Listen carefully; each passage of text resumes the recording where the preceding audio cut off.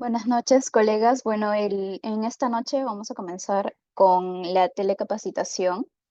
Quien les habla es la doctora Chacón. Soy médico residente de segundo año de ginecología del Hospital de Emergencias Vía El Salvador. Y el tema a tratar hoy es la amenaza de parto pretérmino, basándonos en el diagnóstico y el tratamiento. Bien, en breve voy a compartir la pantalla.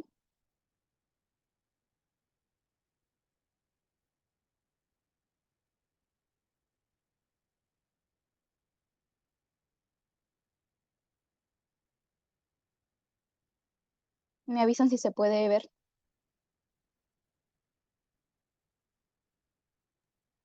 Sí se ve. Ya, gracias.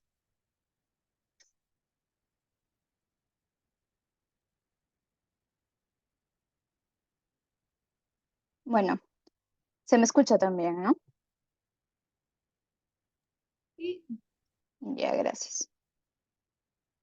Bueno, para comenzar, mencionarles, ¿no? que el parto prematuro se le va a considerar aquel que ocurre desde las 20 semanas hasta antes de las 37 semanas. ¿Ya? Este puede ser espontáneo o puede estar indicado por alguna complicación materna o fetal. Ahora, debemos conocer qué gestantes presentan alto riesgo de presentar esta situación, ¿no? De amenaza de parto pretérmino, lo cual va a guiar nuestro manejo. Mencionar también los predictores conocidos más utilizados para diagnosticar esta patología, ¿no? Es también uno de los objetivos. Asimismo, presentar el flujograma de diagnóstico del APP y también del trabajo de parto pretérmino y conocer los tres pilares de manejo.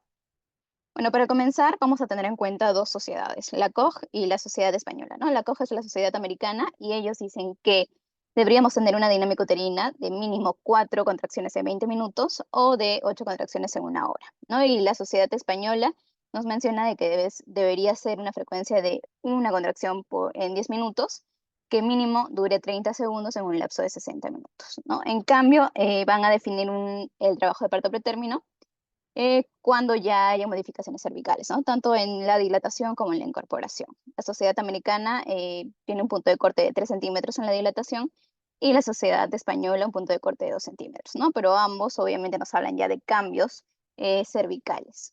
Ahí en el cuadro del costado vemos cómo también hacen una subdivisión en el parto prematuro, dividiéndolo en tardío y temprano, teniendo como punto de corte las 34 semanas, ¿no? También para considerar. Ahora, ¿cómo evaluamos el riesgo? Primero vamos a tener pacientes de alto riesgo en los que hay que hacerle o hay que tener en cuenta ciertos estudios de screening, ¿no? Pero para eso hablamos de alto riesgo obstétrico o en alto riesgo, sobre todo para esta patología, perdón, en aquellas que tengan cervix corto para la edad gestacional, ¿no? En general tenemos el punto de corte de 25 milímetros o de 2,5 centímetros, pero si queremos ser un poco más específicos, tenemos la tabla de abajo, ¿no? Donde vamos a tener estos puntos de corte de acuerdo a si es embarazo único o múltiple y de acuerdo también a la edad gestacional, ¿no? Vemos que varían en más o menos 5 milímetros y es fundamental que todas las pacientes que vengan por contracciones uterinas antes de las 37 semanas se les haga una medición del cérvix o del cuello uterino por medio de una ecografía transvaginal. Ahora, si a esto tenemos un Bishop, que es una escala básicamente que nos va a hablar de las modificaciones en el cérvix, ¿no? Que toma en cuenta algunos parámetros. Si este es mayor o igual a 5, entonces también es alto riesgo, así como la presencia de algún factor de riesgo, ¿no? De parto pretérmino, como los que tenemos ahí enlistados, como la historia de parto pretérmino espontáneo previo antes de las 64 semanas, una pérdida gestacional tardía, gestaciones múltiples, portadoras de cerclaje cervical, malformación uterina o antecedente de conización cervical, ¿no? Y como les había mencionado, la longitud cervical es fundamental a la hora de tener un apoyo al diagnóstico, ¿no? Y básicamente, como dice ahí, es de predicción o de screening para trabajo de parto prematuro, ¿no? Se toman 3 mediciones y la más corta es la que se informa. Recordemos que, eh, recordemos que el acortamiento del cuello uterino, el que nos va a servir como más predictivo, es el que se presente en el segundo trimestre, ¿no? La medida entre la semana 18 y 24 principalmente, como ya dije, un punto de corte estándar es de 25 milímetros. Considerar siempre dos signos, el signo de funnel y el signo de slash. El signo de funnel es básicamente la herniación, ¿no? Como podemos ver ahí en la diapositiva, la herniación hacia el canal cervical. Y bueno, en el signo de slash vamos a ver que hay una especie de material barroso, ¿no? En la ecografía, ¿no? Como lo podemos ver en la imagen del costado de la derecha. Bueno, la fibronectina fetal también nos ayuda en nuestro flujograma de diagnóstico. No se utiliza de rutina, ¿no? Dentro de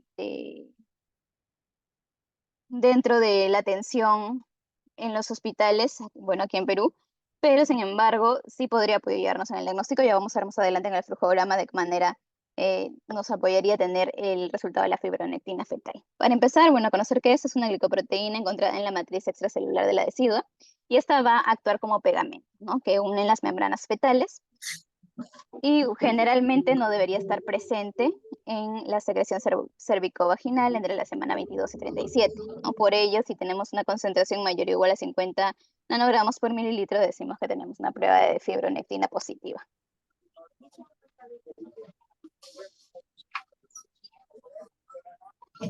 Ya, y bueno, como tenemos ahí, vamos a tener múltiples test para nosotros hacer la predicción y la detección temprana, ¿no? Del trabajo de parto pretérmino, ¿no? Tenemos los síntomas asociados que tienen una sensibilidad del 50% y una especificidad del 63%.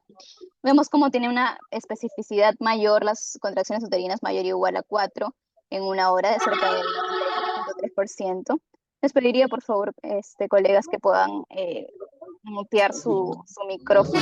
La doctora Marisela, por favor, si podría mutear su micrófono.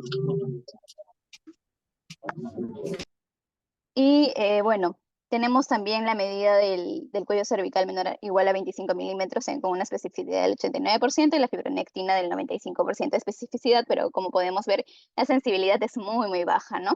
Hablamos del 18%. Ahora, este es el flujograma que vamos a tener en cuenta a la hora de manejar a pacientes con sospecha de trabajo de parto pretérmino, ¿no? Son pacientes que generalmente vienen con contracciones uterinas, con membranas intactas, con el estado fetal y materno estable, y obviamente no hay placenta previa y tampoco hay APP, o desprendimiento prematuro de placenta, ¿no? Perdón, DPP. Entonces, aquí hay que valorar si es que la paciente tiene menos de 34 o más de 34 semanas, ¿no? Porque si tiene 34 semanas en adelante, entonces no se tocoliza, tampoco se le hace maduración pulmonar al feto, y lo que se haría en este escenario es admitirla a sala de dilatación, ¿no? Para que progrese el trabajo de parto. Si tiene menos de 24 semanas, aquí recién hay que valorar si el cuello está dilatado o no. Si no está dilatado, o mejor dicho, vamos por el otro escenario. Si está dilatado mayor o igual a 3 centímetros, entonces probablemente ya está en un trabajo de parto pretérmino. Entonces se tocoliza básicamente para que podamos madurar pulmones y poder administrarle los corticoides, ¿no? Los corticoides se van a administrar entre la semana 23 y 24, más allá de la semana 34. Más allá de la semana 34 ya no se debería tocolizar y tampoco madurar pulmones. Y también se debería, si es que estamos ante gestantes con 24 a 32 semanas, realizarles la neuroprotección con sulfato de magnesio, ¿no? En cambio, los antibióticos profilácticos, bueno, es un pilar que no entra tanto en el tratamiento en sí de APP, pero si existiera alguna sospecha de que la paciente se puede infectar, entonces se podría dar, ¿no? Ahora, si el cervix está dilatado menos de 3 centímetros, entonces aquí recién se va a medir el cervix, ¿no? Si tenemos más de 3 centímetros de longitud de cervix, entonces probablemente no estemos ante un trabajo de parto pretérmino, ¿no? Se observa por las siguientes 6 horas y de ahí se le da de alta a la paciente si es que no se observa mayor clínica. En cambio, si tenemos un cervix de 2 o 3 centímetros, lo que se hace es aquí recién el test de fibronectina, ¿no? Si es positiva, entonces se actúa como si estuviéramos en un trabajo de parto pretérmino, y si es negativa, entonces probablemente, o mejor dicho, no probablemente sea un trabajo de parto pretérmino, y se observa durante 6 a 12 horas, ¿no? Acá sí se tiene un tiempo de observación un poco mayor para ver que efectivamente la sintomatología de la paciente haya cedido.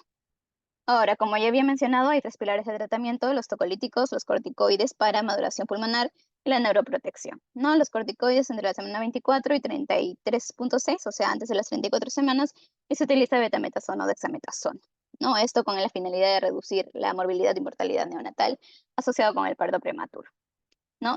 Y es importante saber que se va a madurar pulmones siempre y cuando tengamos un riesgo de parto prematuro alto dentro de los próximos 7 días, ¿no? Y la neuroprotección, como ya les había mencionado, es embarazadas que tengan menos de 32 semanas y brinda, como lo dice bien la palabra neuroprotección, contra parálisis cerebral y otras disfunciones motoras graves.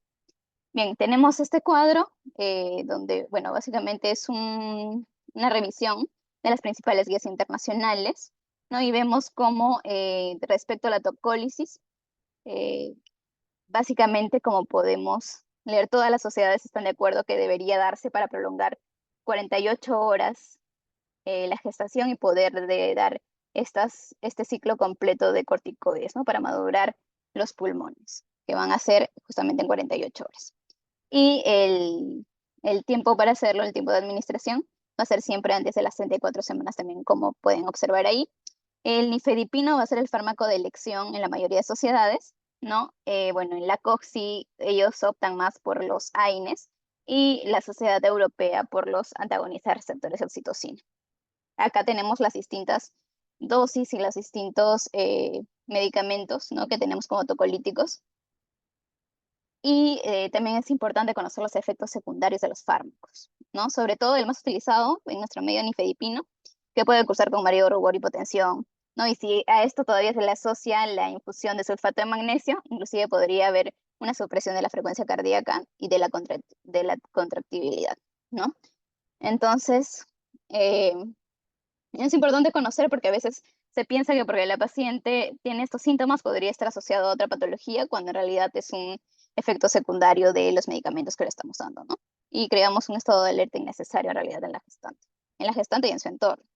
Ahora, respecto a la administración de corticoides, como podemos ver, es bueno, todas las sociedades concuerdan en que debería ser cuando se sospecha de parto inminente dentro de los 7 días posteriores, o bueno, dentro de los 7 días siguientes, y igual se administra hasta antes de las 34 semanas, como podemos observar.